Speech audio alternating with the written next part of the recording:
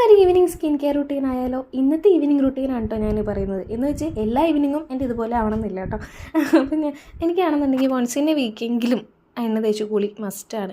അങ്ങനെ എണ്ണ തേച്ചു. അതിനുശേഷം ഞാൻ ഒരു ഫേസ് വാഷ് വെച്ച് വാഷ് ചെയ്തു. ഡെർമഡോക്കിൻ്റെ നിയാസിനമൈഡിൻ്റെ ഫേസ് വാഷാണ്.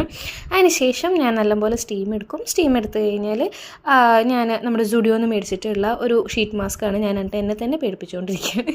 അത് നല്ല എഫക്റ്റീവ് ആണോ എന്ന് ചോദിച്ചാൽ എനിക്കറിയില്ല. ഒരു ഇൻസ്റ്റൻറ്റ് ഗ്ലോ ഒക്കെ തരുന്ന ഒരു ഷീറ്റ് മാസ്ക്കാണ് കേട്ടോ.